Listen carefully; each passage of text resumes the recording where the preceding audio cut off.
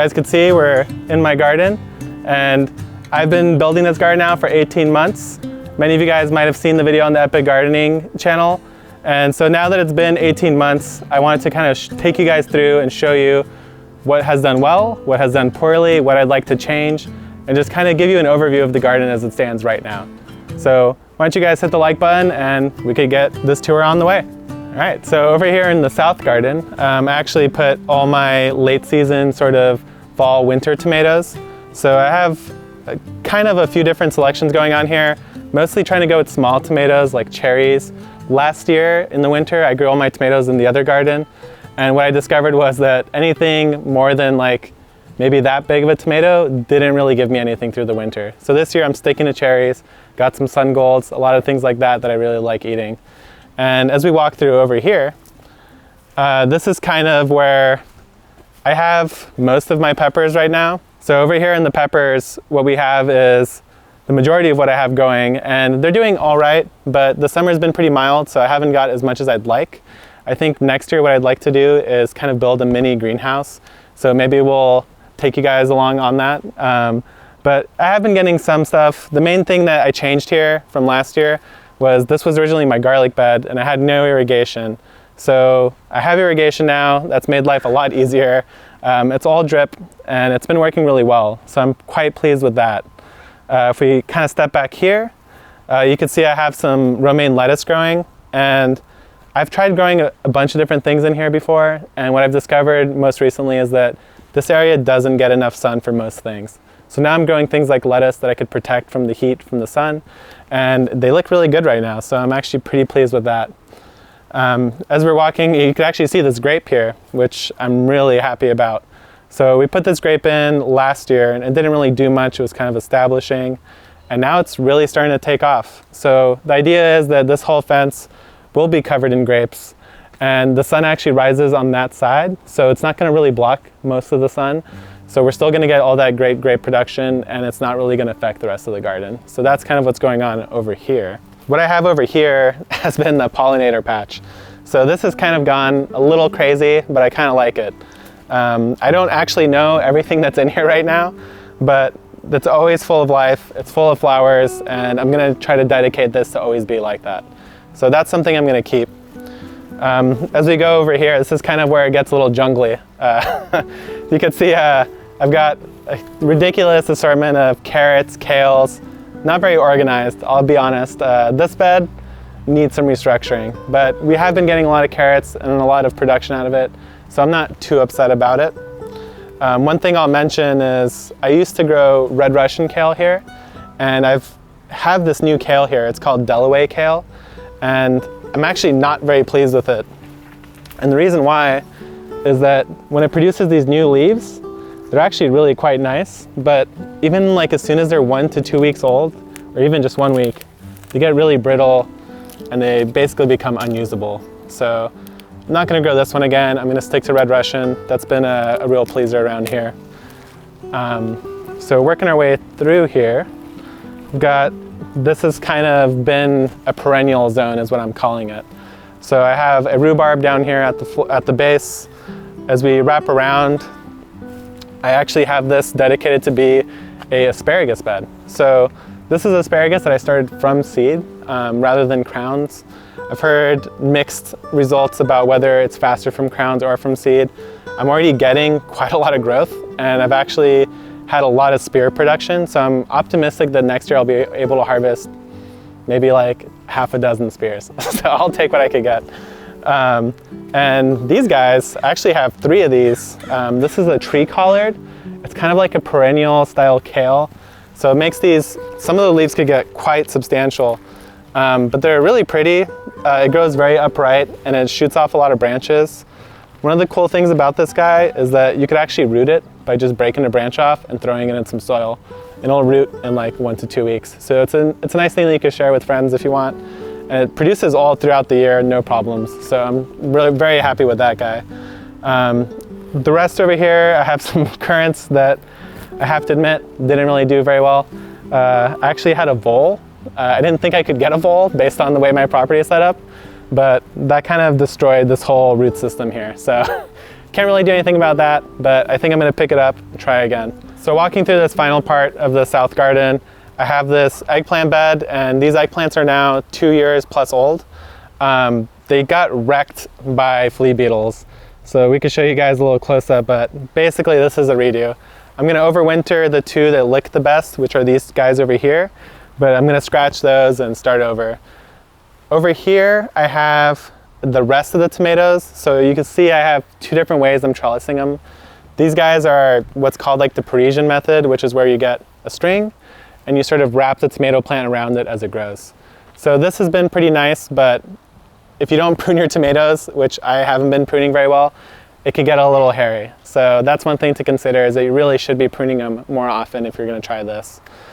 Last thing I really wanna talk about in this garden is right here at my base, I have this whole fence line is basically blackberries. And they've been really delicious, so I can't complain about that. But what I can complain about is that these are the variety that are absolutely covered in thorns. So walking by, it's really easy to kind of snag yourself on them.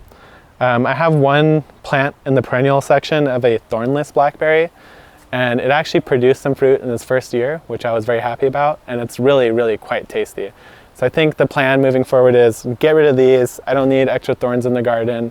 I'm gonna go ahead and do a full swap for thornless blackberries.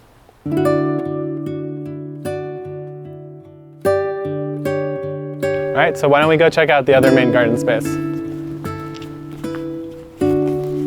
As we're going through, I'll just quickly stop at the seedling area. So you'll see that it's kind of a little cluttered, but the main reason I have everything here is that I have these really big trees right above me.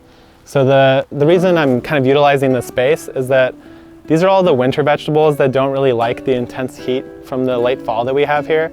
So I've been growing them under the shade of these trees to kind of be able to sneak my seedlings through the summer into fall. So that's what's going on here. That's all I really want to say about that. But it's a nice thing if you have a big tree, you could really make use of that space. These are kind of my mini tree nursery as we walk by. So that's all gonna go somewhere, to be determined, but most of it's gonna probably end up in the chicken area, which I'll show you guys a little later. So this is the other main garden area we have. What I mainly have growing in these two beds here are actually peppers. I know I said that they're mainly over there, but they really haven't done well this year. So what I think is going on is these beds were double dug, which is kind of the original method I was following. And I think what happened is the clay settled, it's become sort of compacted, and the peppers aren't growing vigorously enough to be able to deal with that. So this is gonna be a reset, and this is where a lot of the fall vegetables are gonna go pretty soon, which I'm okay with. I still have a lot of flowers, I have some herbs mixed in, but it's a little cluttered. So I wanna start organizing my beds a little better. I'll probably end up cleaning this up, layering some compost on it, and getting a lot of my fall veggies in there. Walking through over here, you'll see that I have some of these trellises. So I have a couple different trellis designs. I want to show you guys how I built these. They're all sort of various, not really difficult, but various cost levels, and they're all very functional. So I figured I'd share how to build these with you guys in another video in the future. But for right now, this had a variety of squashes and beans climbing on it. And I have my last little bits of center-cut squash growing right now. So hopefully we'll get something before the winter. But over here, this used to be the tomato jungle, and now it's a basil jungle. You could see that it's more basil than anyone could really realistically use in their own house. Right here, it's the Greek columnar basil, which has been really fabulous. I actually propagated this off one plant that I've had growing now for 2 years. It's really nice for our area because it grows as a perennial essentially.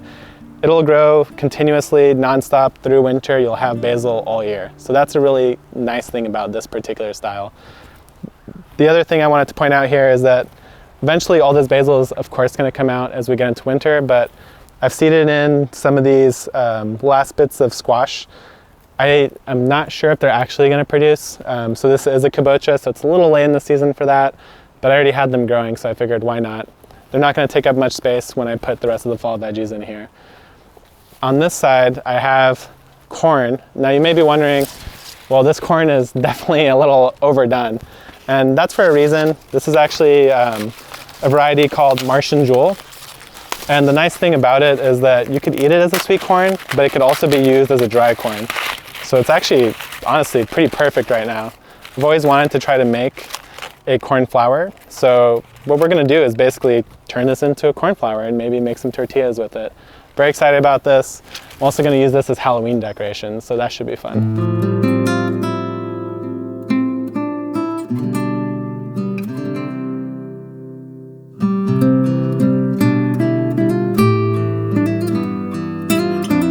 So walking over this way, we're gonna go towards the compost bin. So what I have going over here is, this is actually a sort of pallet compost bin that I've put together, and I mostly use it for aging my compost. What I like to do is sort of build a pile, set it in here, and kind of let it just work its way through. So I let things sit in here for about 6 months. It's really nice if you guys don't want to be a high maintenance compost manager. You could kind of just pile things up, let it decompose, and as long as you're not continuously adding to it, you'll have nice compost in about 6 months. At my feet is a failed oyster mushroom bed. And the reason it failed is I didn't really water it. So if you look down, we've had some rain recently, but there's no mycelium threads, there's no fungal network. So I think basically I let this dry out. So we're gonna try it again because homegrown mushrooms are honestly amazing. Like, they're way better than anything I bought in the store. Highly recommend you guys try. Don't get discouraged. I've had 3 mushroom beds. One worked out great. The other 2, I'm still trying to figure out. So definitely something everyone should try in the garden. Highly recommended. Walking through over here, there's 2 kind of things I wanted to talk about. First is this passion fruit. So this is one plant. It's entirely taken over this conduit teepee trellis. So I really want to show you guys how this is built because it's really handy to have a giant trellis that you could kind of let go crazy. It's absolutely covered in passion fruit. So you can see they're getting quite large. And like I said, this is one plant. And the cool thing is actually, if you look inside, there's actually 3 passion fruit. Since it's like a teepee design, they just fall right into the middle. So it's really easy to collect them too, which is a really nice bonus. Weird little experiment, which I did by accident, I have to admit, is down at my feet is this broccoli plant. So this broccoli plant is now over a year old. You could see this is the main stem here, and it's almost like 2 inches wide. So I thought I cut it down, and what I noticed is this guy grew out of it, and now it's giving me broccoli. So I was like, why not keep it? It's got a huge root system. It's been really tasty last year, and I'm already enjoying a lot of broccoli off this plant right now, which is great.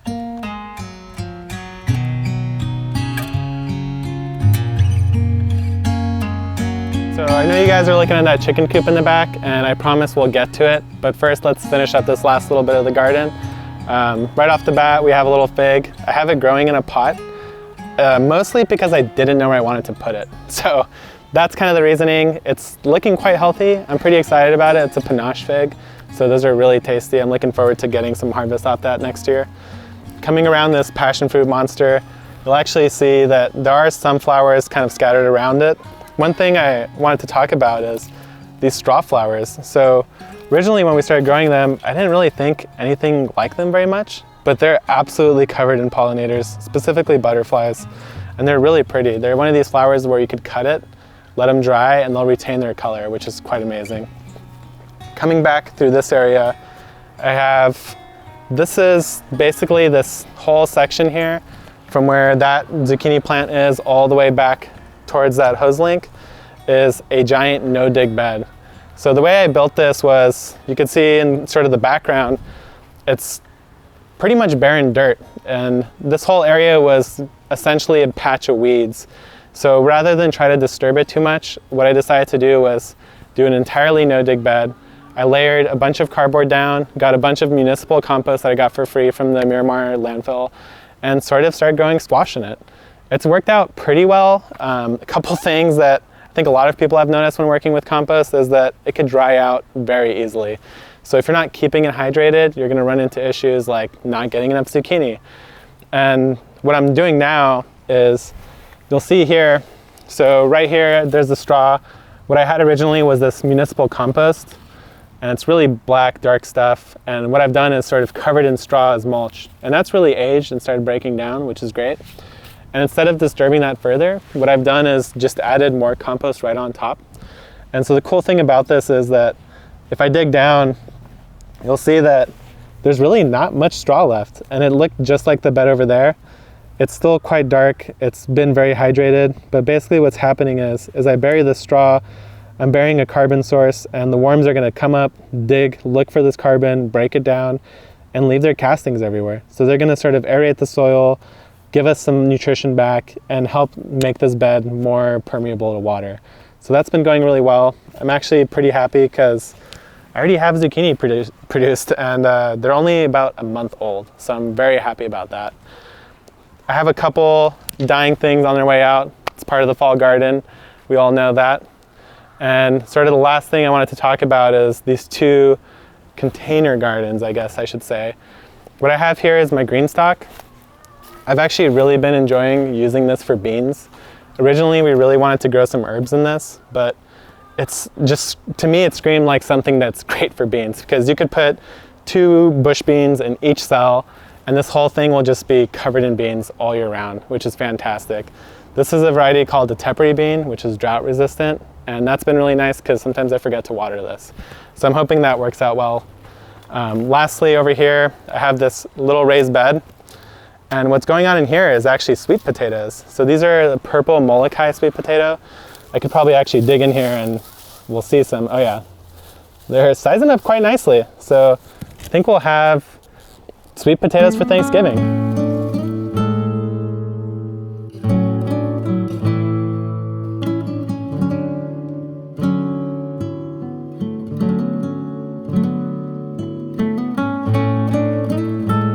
Last thing I really want to show you guys, and I get a lot of questions about this, is our chicken coop. So we have 4 chickens right now, so we'll take you through over here.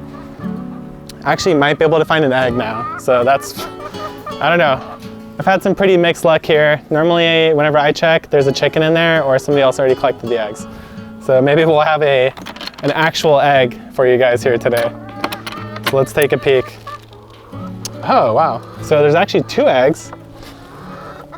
And they've been laying now for about a month, and they're starting to get sizably bigger. So I'm actually very happy about that. So I'm gonna go ahead and take these guys out for now. And let's take a look at this coop. Let's go ahead and release these guys, because I don't know if you could hear it, but they're very excited to come out here. So what you see here is basically we wanted to have this run open to the chickens all day. So we have 3 points of security. So that cinder block kind of stops the door from opening. There's a carabiner on the lock mechanism right here. And the last thing is this kind of piece of wood. So very high tech right here. But it's been working very well. I'm very happy about it. So there they go. They love coming out here. Basically what this is gonna be, they love digging. So this whole area we're gonna actually dedicate for the chickens. And what you'll see is there's a couple of these stakes all around. And these are going to be where we're going to put trees. So we're going to turn this into a sort of free range orchard with the chickens. And there's going to be a special way that we're going to protect the trees, and we'll get into how we're going to build this whole area. But it's really amazing. I've seeded in here a chicken forage crop 3 or 4 times, and they absolutely destroy it. And they actually make the soil diggable. And this was all compact, hard soil before. So they're very curious about what I'm doing right now. And I can also give you guys a little introduction. So this is Peep, who has these funny little like mustache sort of mutton chops. This is Chirp. Chirp is the most affectionate of all of them. This is Sweet Potato. You could tell that kids were involved in naming these chickens, of course. And last but not least is Toast over here. And Toast was actually the first to give us eggs, so I'm very happy about Toast. But look at that digging action. They're amazing at mixing up soil. It's one of like, sometimes we'll come out here and just watch the chickens dig for like hours while we hang out. And, oh hey, there you are. So there's Chirp. Oh, I think she wants to go.